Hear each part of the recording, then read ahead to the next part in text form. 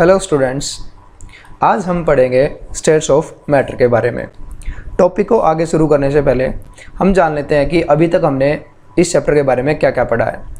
हमने पढ़ा था मैटर के बारे में, जिसमें हमने जाना था कि anything which occupies some space and which have some volume. हर एक वो ऑब्जेक्ट जिसका कोई स्पेस हो या कोई जो स्पेस ऑक्यूपाई करता है एनवायरनमेंट में, ठीक है, और जो जिसकी कुछ वॉल्यूम हो, वो क्या कहलाता है? मैटर कहलाता है। या हम कह सकते हैं कि विच हैव सम मास, ठीक है। जो मास है उसकी एसआई यूनिट क्या होती है? केजी होती है। और वॉल्यूम की एसआई यूनिट क्या होती है? मीटर क्यूब होती है, ठीक है। तो मैटर के बारे में बहुत से टाइम पहले से ही बातें होती आ रही हैं। तो जो हमारे एंशियंट टाइम के फिलोसफर्स थे, उन्होंने मैटर के बारे में बताया था कि वो कुछ 5 थिंग्स से मिलकर बना हुआ है। ये 5 चीज़ें क्या थी? ये थी फायर, अर्थ, स्काई, ठीक है, और एयर, ठीक है, क्या रहेगा? वाटर, ठीक है। लेकिन इसके बाद कुछ मॉडर्न साइंटिस्ट भी आए जिन्होंने टेक्नोलॉजी का यूज़ करके बताया कि जो मैटर है वो भाई 2 प्रॉपर्टीज़ में डिवाइड कर दिया उन्होंने मैटर को। एक प्रॉपर्टी फिजिकल प्रॉपर्टी, दूसरी केमिकल प्रॉपर्टीज़ के बेस पर, ठीक है। तो इस चैप्टर में हम फिजिकल प्रॉपर्टीज़ के बारे में पढ़ रहे हैं, जिसमें हमने जाना था कि जो मैटर है उसकी फिजिकल नेचर के बारे में जाना था कि वो कैसा दिखता है, ठीक है, और वो किस चीज़ से बना हुआ है। वो पार्टिकल से मिलकर बना होता है। तो हमने इस पार्टिकल की कुछ कैरेक्टरिस्टिक्स के बारे में भी जाना था, जो कि क्या बताता है कि इनके बीच में स्पेस होता है, ठीक है, इनके बीच में अट्रैक्टिव फोर्स होता है, ठीक है, और ये क्या होते हैं? कंटिन्यूसली मूव करते रहते हैं, ठीक है। तो पार्टिकल की जो एक कैरेक्टरिस्टिक्स है, इन्हीं के बेसिस पर हम क्या जानेंगे? स्टेट्स ऑफ मैटर के बारे में जानेंगे। तो अब हम शुरू करते हैं states of matter. On the basis of physical states all the matters can be classified into 3 categories. वो 3 कैटेगरी क्या है? सॉलिड, लिक्विड एंड गैस, ठीक है। फिजिकल प्रॉपर्टीज या फिजिकल स्टेट्स को बेस मानकर मैटर को कितने स्टेट्स में डिवाइड किया है? 3, सॉलिड, लिक्विड और गैस। अगर सॉलिड के कुछ एग्जांपल जाने तो जैसे शुगर, ठीक है, सैंड, लिक्विड की जाने तो वाटर, जूस, ठीक है, गैस की जाने तो एयर, स्टीम। ये क्या है? कुछ एग्जांपल है, ठीक है। अब 1 बाय 1 क्या करते हैं, हम इनकी प्रॉपर्टीज़ के बारे में जानते हैं। सॉलिड के बारे में अगर हम बात करें तो सॉलिड्स क्या है? दे have fixed shape and fixed volume, ठीक है, कि जो भी सॉलिड है उनकी एक फिक्स शेप है। जो भी ऑब्जेक्ट हम एज ए सॉलिड कंसीडर कर रहे हैं वो क्या होगा? उसकी एक फिक्स शेप होगी। जितने भी हम अपने आसपास अपने सराउंडिंग्स में सॉलिड ऑब्जेक्ट्स देख रहे हैं, उनकी एक फिक्स शेप होती है ना। जैसे कि कूलर है, फैन है, एसी है, चेयर है, टेबल है, बुक्स है, ठीक है, ग्लास है, मग है, जो भी चीज़ें हम देखते हैं वो क्या होती हैं? फिक्स शेप में होती है। ग्लास का नाम जैसे ही हम लेते हैं, हमारे माइंड में एक पिक्चर शो करने लग जाती है। ग्लास ऐसा होता है, क्यों? क्योंकि हमने ग्लास को हमेशा ऐसा ही देखा, इसी शेप में देखा है, ठीक है। वॉल्यूम मतलब कि वो जिस चीज़ से बना हुआ है उसमें वो जो चीज़, जो मैटर, जो मास जो यूज़ हुआ है, उसकी वॉल्यूम वो हमेशा फिक्स रहती है, ठीक है। यूँ नहीं है कि हम एक चेयर लेके आए मार्केट से और उस चेयर को जब लेके आए थे तो उसकी जो मैटर की वॉल्यूम थी जो उसमें लगा हुआ था, ठीक है, वो मान लिया हमने कुछ 10 मीटर क्यूब वगैरह जो भी हम कंसिडर कर सकते हैं कुछ भी, और कुछ दिन बाद देख रहे तो वो घट गई। ऐसा नहीं होता ना, वो फिक्स रहती है, ठीक है। लिक्विड की बात करें हम तो लिक्विड क्या है? Fixed volume but no fixed shape. अब बिल्कुल ठीक बात है। मान लिया हमारे पास 1 लीटर दूध है, ठीक है, और हमारे पास 3 यूटेंसिल है, ठीक है। एक जग ले लिया, ठीक है, एक प्लेट ले ली और एक उससे थोड़ा बड़ा और कंटेनर ले लिया, बाउल ले लिया बड़ा सा, ठीक है। अब तीनों में हम ये 1 लीटर दूध डालते हैं, ठीक है, हमारे पास क्या है 1 लीटर दूध है। अब इसको हम तीनों कंटेनर में डालते हैं, देखो इसकी वॉल्यूम क्या रही, वही 1 लीटर रही तीनों कंटेनर में, लेकिन फिक्स शेप नहीं रही ना। जब हमने इसको जग में डाला तो इसने जग की शेप ले ली, जब जिसको हमने प्लेट में डाला तो इसने प्लेट की शेप ले ली, और जब हमने इसने बाउल में डाला तो इसने उस बाउल की शेप ले ली। ठीक है, इसलिए हम बोल रहे हैं कि they have fixed volume but no fixed shape. ठीक है, और एयर की अगर हम बात करें, air neither a fixed shape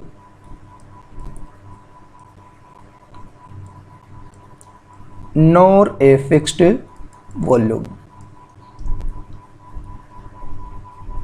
अगर इसी तरह से प्लेट और एक जग और एक बलून ले लिया, उसमें हम एयर डालते हैं, वो क्या करेगी, जिस भी कंटेनर में जाएगी उस कंटेनर को कंप्लीटली फिल कर देगी, उसको पूरी तरह से अपना रूप दे देगी, या कह सकते हैं हम पूरी तरह से उसका रूप ले लेगी, दे देगी नहीं, उसका रूप ले लेगी।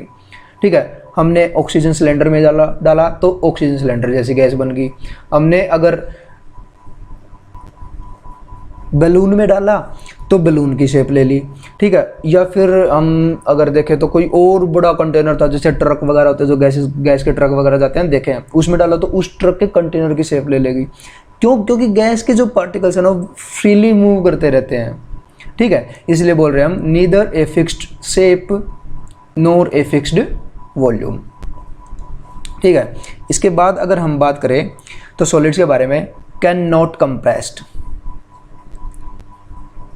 कैन नॉट बी कंप्रेस्ड, क्योंकि जो सॉलिड है उसके जो पार्टिकल्स हैं उनके पार्टिकल्स के बीच जो इंटर पार्टिकल जो फोर्स है वो इतना ज़्यादा है कि वो पहले से ही इतने टाइटली पैक्ड है कि अब उसको फर्दर कंप्रेस नहीं किया जा सकता। ठीक है, जैसे हम यहाँ पर देख रहे हैं कि जो सॉलिड है उसके पार्टिकल्स देखो कितने क्लोजली पैक्ड हैं। ठीक है, तो इसको कंप्रेस नहीं किया जा सकता। या फिर हम अपना सॉरी, जैसे चेयर की बात कर रहे थे थोड़ी देर पहले, उस चेयर को ले तो ऐसा थोड़ी है कि हम उसके ऊपर बैठते तो कंप्रेस हो जाती है, नहीं ना। क्यों नहीं होती? क्योंकि उसके पार्टिकल्स के बीच में इतना स्पेस है ही नहीं, लेकिन हाँ उसमें थोड़ा सा एक फ्लेक्सिबिलिटी है।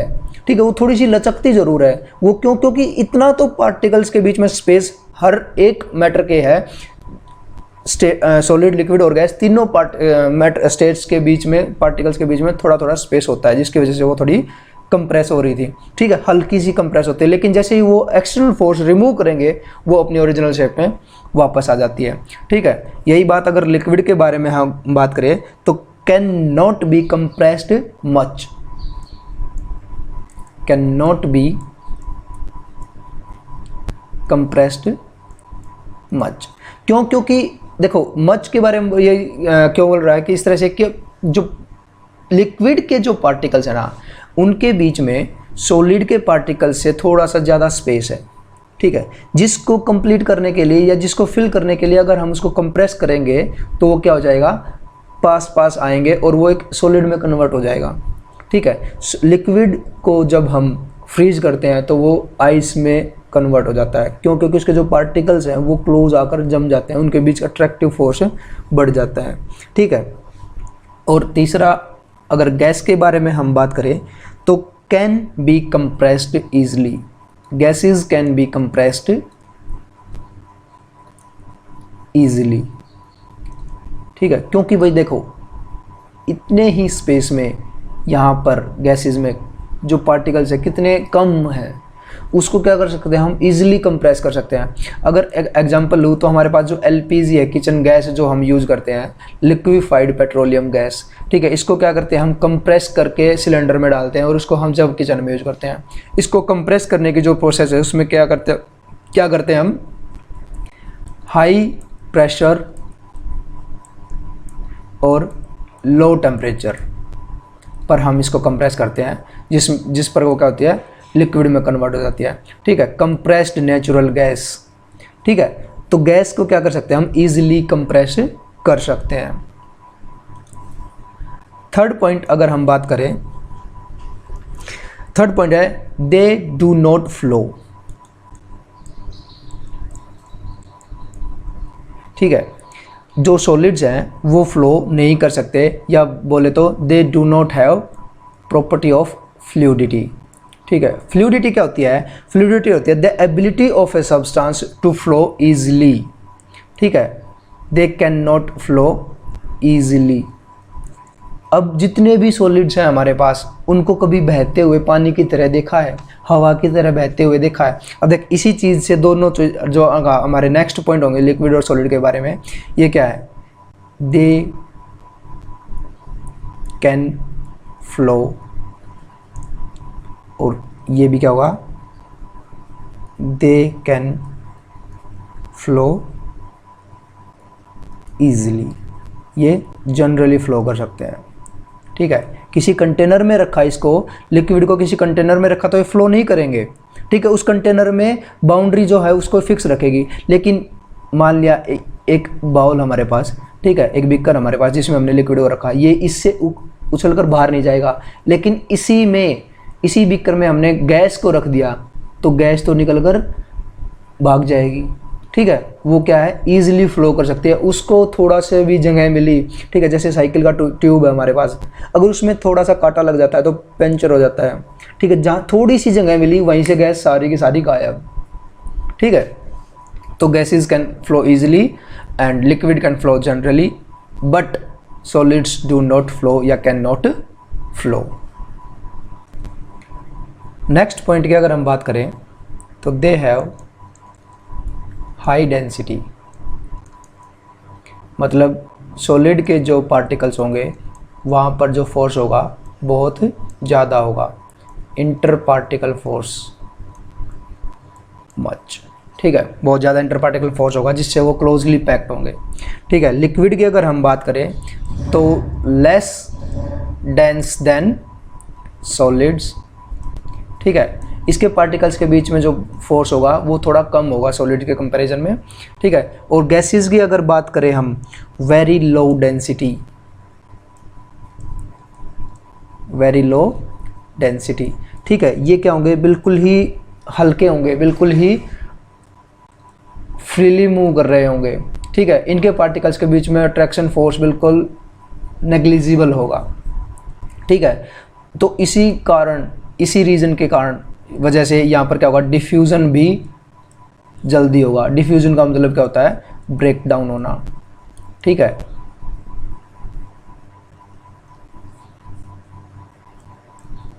टूटना, ठीक है। सॉलिड को तोड़ने के लिए पहले इनके पार्टिकल्स के बीच जो अट्रैक्टिव फोर्स है उसको कम करना पड़ेगा, ज़्यादा फोर्स लगाना पड़ेगा। इसके लिक्विड के पार्टिकल्स के बीच में थोड़ा कम फोर्स लगाना पड़ेगा, लेकिन गैसेस के पार्टिकल्स के बीच में बहुत कम फोर्स लगाना पड़ेगा इनको ब्रेक डाउन करने के लिए, ठीक है। इनको सिर्फ एक स्पेस चाहिए, ये अपने आप फैल जाएंगे, ठीक है। अगर हम डेंसिटी की बात करें कि डेंसिटी क्या होती है? डेंसिटी होती है मास पर यूनिट वॉल्यूम, कि पर यूनिट वॉल्यूम में, अब वो यूनिट हम कुछ भी कंसीडर कर सकते हैं, ठीक है, किसी भी तरह से, या हम माने कि 1 मीटर क्यूब में, ठीक है, कितने किलोग्राम मास है, ठीक है, वो क्या कहलाएगी? हमारी डेंसिटी कहलाती है। डेंसिटी को डिनोट करते हैं हम रो से, ठीक है, मास पर यूनिट वॉल्यूम। अब देखो, जो हम ऐसा यूनिट निकालते हैं ना, अगर हमें उसका फॉर्मूला पता है तो ईजिली बता सकते हैं। जैसे देखो, मास की ऐसा यूनिट क्या थी हमें? केजी, ठीक है, और वॉल्यूम की क्या थी? Metre cube. अभी आपस में एक दूसरे कैंसिल आउट नहीं कर रहे, तो डेंसिटी की ऐसा यूनिट क्या होगी? किलोग्राम पर मीटर क्यूब, ठीक है, या इसको हम लिख सकते हैं किलोग्राम पर मीटर क्यूब, ठीक है। इस तरह से भी डिनोट कर सकते हैं हम इसको। ये क्या कहलाएगी? डेंसिटी कहलाएगी।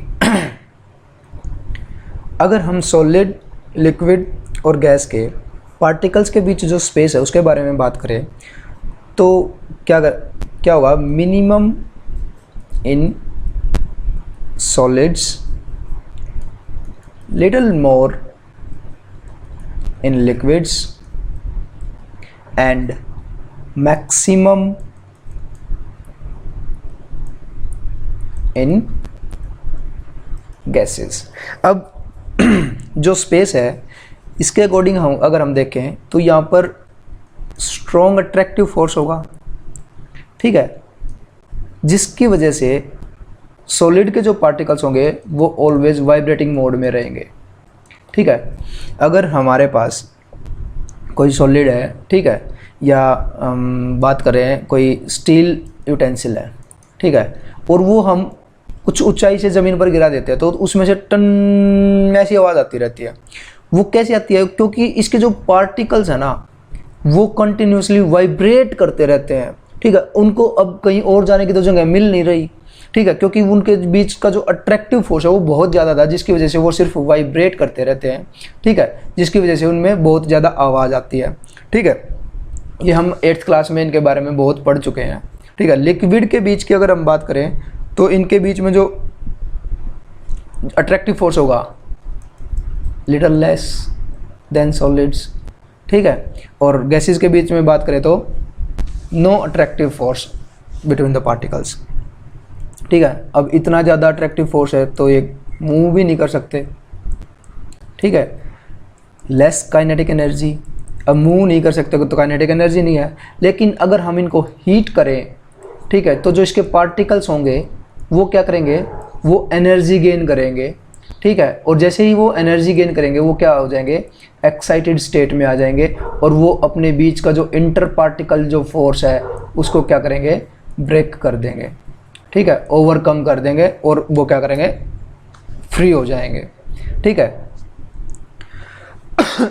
काइनेटिक एनर्जी क्या होती है, जब पार्टिकल्स मूव करते रहते हैं ना, ठीक है, वो एक काइनेटिक एनर्जी से मूव करते हैं, ठीक है। पार्टिकल्स के मूव करने की जो टेंडेंसी होती है वो कौन सी एनर्जी होती है, उनकी काइनेटिक एनर्जी के कारण होती है।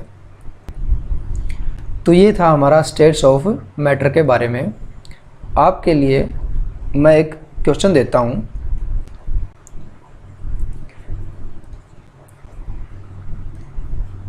Difference between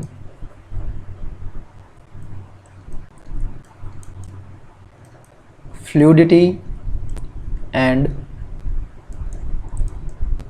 rigidity.